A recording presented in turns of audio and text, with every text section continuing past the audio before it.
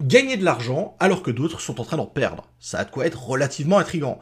Eh bien, c'est globalement ce que propose le Megavolt, qui est une solution développée par la plateforme d'échange décentralisée DIDX. En quelques clics, vous pouvez ainsi générer du rendement sur vos stablecoins, et notamment vos USDC, tout en profitant de la volatilité du marché. Et tout cela en étant en finance décentralisée, la fameuse DeFi. Principe de fonctionnement, avantages, inconvénients et rendements, je vous dévoile tout cela dans la vidéo. Alors, c'est parti.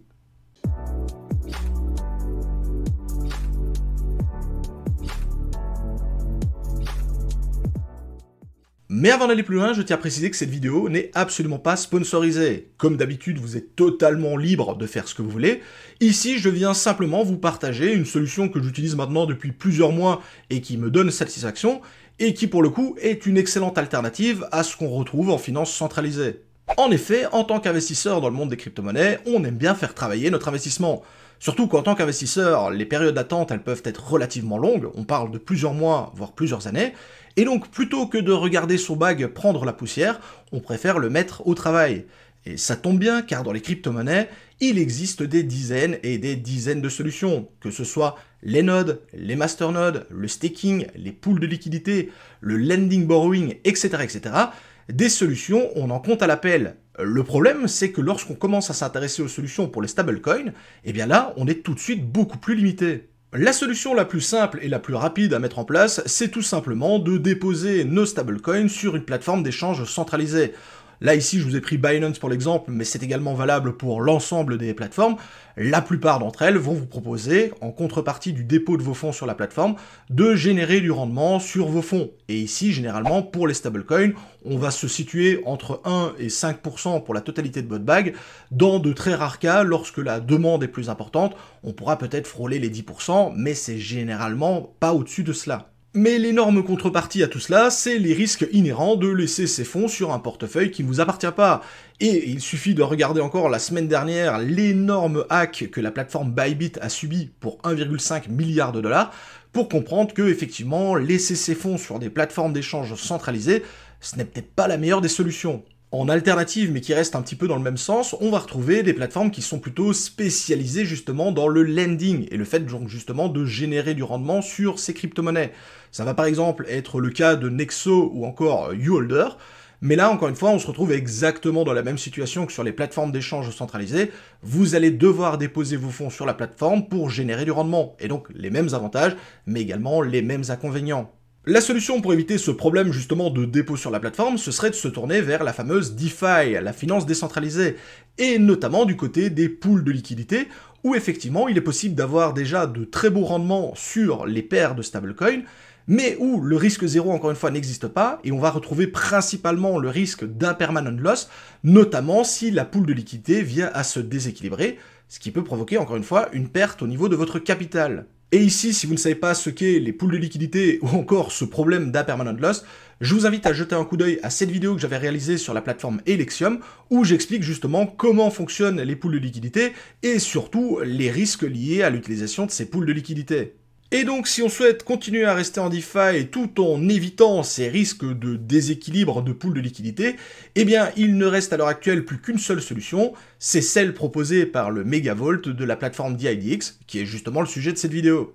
Et en deux mots, c'est quoi DIDX? Eh bien, à l'heure actuelle, c'est l'une des plus grosses plateformes de la finance décentralisée, qui est très connue par les traders. En effet, celle-ci propose énormément de paires de trading différentes avec beaucoup de volume, mais surtout, pour les traders les plus aguerris, elle permet de jouer avec de très gros leviers, ce qui va vous permettre de short et de long le marché. Alors tout cela, ça concerne la partie trading, et donc c'est pas le cœur de notre vidéo, mais comme le Megavolt est intrinsèquement lié au fonctionnement de la partie trading, il fallait que je vous l'explique très brièvement. Donc concrètement, c'est quoi cette solution de Megavolt? Eh bien, pour assurer le bon fonctionnement de la plateforme, celle-ci a besoin de liquidité. Liquidité apportée sous forme de stablecoin, et comme je vous le disais, ici de l'USDC, ce qui tombe très bien pour nous qui sommes en Europe, c'est le seul stablecoin régulé à l'heure actuelle.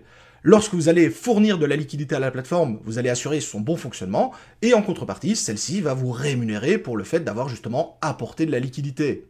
Et donc concrètement, d'où vient l'argent et d'où vient le rendement? Eh bien en partie à partir des fees de trading, car comme nous sommes en DeFi, toute opération de trade va nécessiter de dépenser de l'argent pour réaliser les opérations, Ces fees vont être prélevés par la plateforme et vont être reversés en partie aux personnes qui vont apporter de la liquidité à la plateforme, donc les personnes qui vont justement déposer de la liquidité au travers du Megavolt. Mais surtout, et c'est ça qui va rapporter le plus d'argent à la plateforme, les liquidations des traders qui sont en position short et en position long et qui pour le coup se font totalement liquider. Et d'ailleurs, c'est notamment pour cela qu'en début de vidéo, je vous disais que le Megavolt vous permet de gagner de l'argent quand d'autres sont en train d'en perdre. Pour le coup, là, j'ai absolument rien inventé.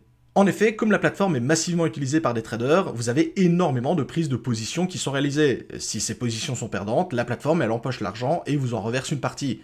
Et comme il y a énormément de trades en même temps, il est possible d'enchaîner les gains en cas de liquidation en cascade. Ce qui est particulièrement vrai en cas de mouvement brusque du marché. Et là, à première vue, ça semble vraiment trop beau pour être vrai. Mais non, c'est justement là tout l'intérêt et toute la différence par rapport aux autres principes de fonctionnement qui génèrent du rendement sur vos stablecoins. Si jamais les traders sont bons et que ceux-ci empochent leur position, eh bien à ce moment-là, c'est la plateforme qui leur doit de l'argent. Et l'argent, elle va le chercher où?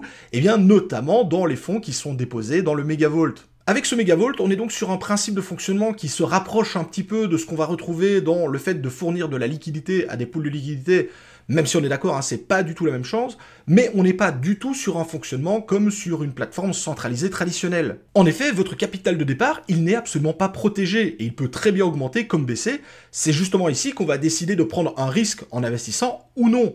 Si je prends un exemple très simple, imaginons que vous déposez 1000 USDC sur la plateforme, eh bien, au bout de quelques jours, si la plateforme réalise des gains, vous pourriez très bien vous retrouver à 1100 $, mais si au contraire, ce sont les traders qui réalisent de belles opérations, vous pourriez très bien vous retrouver à 900 $, voire même plus bas, on est bien d'accord. Il n'y a absolument pas de capital protégé sur le Megavolt. Pour faire simple et schématiser, moi j'aime beaucoup l'image du joueur de blackjack contre le croupier et donc le casino. Si le joueur de blackjack est bon, il va gagner de l'argent et c'est le casino qui va en perdre, mais si le joueur en perd, eh bien c'est le casino qui gagne à ce moment-là. À vous de choisir si vous préférez être du côté du joueur de blackjack ou si vous préférez être du côté du casino. Et avant qu'on me fasse la remarque, parce que je sais qu'elle va arriver, normalement on dit que c'est toujours le casino qui gagne à la fin, et bien ici on va voir que c'est pas forcément toujours le cas. Lorsque vous débarquez pour la première fois sur la page du Megavolt de DIDX, voici les différentes informations que vous allez retrouver. Avec en premier lieu celle qui va vous sauter aux yeux, qui est l'APR estimé sur le mois précédent. Et au moment où je tourne la vidéo, il se situe aux alentours des 19%. En effet, comme je vous l'ai expliqué, il est impossible de déterminer l'APR en temps réel, tout simplement parce que, comme je vous l'ai dit, ça va dépendre du fait que la plateforme réalise des bénéfices ou non, que les traders réalisent des bénéfices ou non, que les fees soient élevés, etc., etc. Et donc, on va totalement dépendre du bon fonctionnement ou non de la plateforme. On va également retrouver la TVL, c'est-à-dire la quantité ici de stablecoins qui vont être lock et donc déposés dans le Megavolt. On est aux alentours des 48 millions de $. À côté de cela, vous allez retrouver le dépôt que vous allez réaliser sur le Megavolt, si bien entendu vous décidez de déposer des fonds dans celui-ci, ainsi que les gains ou les pertes au total que vous avez générés depuis que vous avez réalisé votre dépôt dans le Megavolt. Alors, afin d'avoir ces informations, il faut bien entendu connecter votre portefeuille, et ça tombe bien parce que de ce côté-là, il y a énormément de possibilités qui s'offrent à vous. Vous pouvez connecter un wallet Phantom pour être sous Lana, Kepler pour tout ce qui va être l'écosystème Atom. Avec Wallet Connect, vous avez bien entendu la possibilité de connecter du MetaMask, du Rabi, etc., etc. Bref, au niveau de la connexion et de l'interface avec DIDX, c'est pratiquement sans limite. C'est ça qui est génial, puisqu'encore une fois, comme on est en DeFi, vous n'avez pas besoin de créer un compte avec un KYC, les informations nécessaires, etc., etc. Une simple adresse de wallet vous permet de vous connecter à la plateforme et d'interagir avec celle-ci. Ensuite, si on continue, on a les différentes informations qui concernent le PNL réalisé, donc les Profit and Loss réalisés par le Megavolt. Et depuis 90 jours, donc 3 mois, on remarque que globalement, même s'il y a eu effectivement des petites baisses, le Megavolt est en positif parce que notamment il y a eu pas mal de mouvements sur le marché qui ont fait que pas mal de traders se sont retrouvés liquidés au niveau de leur position et donc que indirectement c'est la plateforme qui a empoché les gains et donc la différence. Et à côté de cela, on va également retrouver l'évolution de la TVL, donc encore une fois de la quantité de stablecoins qui ont été placés dans le Megavolt. On remarque que celle-ci a d'abord été haussière et puis celle-ci est légèrement baissière pour finir aux alentours des 48 millions comme je vous l'expliquais juste avant. À côté du graphique, vous allez avoir la possibilité donc d'ajouter ou de retirer des fonds, encore une fois, lorsque votre portefeuille est connecté, et notamment l'indescriptif des différentes informations avec le collatéral que vous avez disponible, les frais qui vont être utilisés, notamment si vous voulez entrer ou sortir du Megavolt, puisqu'encore une fois, comme on est en DeFi, il va falloir payer les frais pour entrer et sortir. Mais le gros avantage ici de DIDX, c'est qu'ils vont utiliser leur propre blockchain, ce qui fait que les frais demandés sont généralement aux alentours du centime de dollar. Donc on est très très bas, ça coûte même généralement moins que cela, peu importe la taille de la position que vous allez déposer. Donc que vous déposiez 100 $ comme 1 million de dollars, ça va vous coûter absolument pas grand chose de déposer ou de retirer les fonds de la plateforme. Et pour finir, en dessous, vous allez retrouver les différentes positions qui sont actuellement prises par le Megavolt, et vous allez notamment voir si celles-ci sont en positif ou au contraire en négatif. Donc en gros, là, c'est, pour faire très simple et très résumé, les positions des traders en short et en long, et on voit si globalement, ceux-ci sont en train de gagner, ou plutôt en train de perdre. Et donc ça permet justement de suivre en direct les gains potentiels ou les pertes potentielles réalisées par le Megavolt. Ah oui, et un petit point que j'ai totalement oublié d'aborder, mais comme je vous l'ai dit, DIDX c'est une plateforme d'échange DeFi et elle possède sa propre blockchain. Cela veut donc dire qu'il existe le token DIDX, qui est le token maison de la plateforme, mais chose très intéressante, vous pouvez utiliser le Megavolt sans pour autant détenir le moindre token DIDX. De plus, contrairement à de nombreuses autres plateformes qui offrent des bonus sur les gains et les rendements si vous détenez le token maison, ici ce n'est absolument pas le cas. Que vous déteniez du DIDX ou non, vous obtenez exactement la même chose du Megavolt. Le token, il est plutôt intéressant dans le cas de la partie trading, notamment pour réduire les frais, etc. etc. Pour revenir un peu plus en détail sur le fait de déposer des fonds sur le Megavolt ou de les retirer, vous devez savoir qu'il n'y a absolument aucune période de lock, c'est-à-dire que vous pouvez vous amuser à déposer et retirer en quasi instantané, juste le temps que ce soit traité par la blockchain. Et ce qui est très intéressant également, c'est le fait qu'il y a énormément de blockchains qui sont proposées et utilisées pour in ou out du Megavolt, ce qui fait que vous pouvez utiliser des réseaux comme Optimism, Arbitrum, etc., etc., ce qui vous permet d'éviter les frais de transfert qui sont relativement élevés sur d'autres blockchains, comme par exemple Ethereum, notamment pour l'envoi ou le retrait de vos USDC. Mais donc c'est très important de bien comprendre que lorsque vous déposez des fonds dans le Megavolt, ils sont utilisés par la plateforme en temps réel, mais que vous avez la possibilité de retirer ceux-ci à n'importe quel moment. D'ailleurs, il y a des petits malins dans la communauté qui sont déjà sur la plateforme, qui, en fonction des mouvements importants du marché, décident de rentrer ou de sortir de manière préventive du Megavolt pour tenter d'optimiser et d'améliorer leur rendement sur la plateforme. Alors, je vous le dis tout de suite, moi, c'est pas du tout ce que je fais, moi, je suis vraiment en mode je subis le marché, mais si vous avez du temps devant vous et que vous êtes plutôt pas mauvais en analyse de marché, ça peut vous permettre d'améliorer vos rendements, ou en tout cas d'éviter certaines pertes qui pourraient être liées notamment à des opérations réalisées sur le marché des crypto-monnaies. La plateforme est donc pour moi une excellente alternative à ce qu'on va retrouver au niveau de la finance traditionnelle pour justement générer du rendement sur les stablecoins. Elle a son lot d'avantages, son lot d'inconvénients, il n'y a pas une formule magique ou quelque chose qui va vous permettre à coup sûr de gagner de l'argent.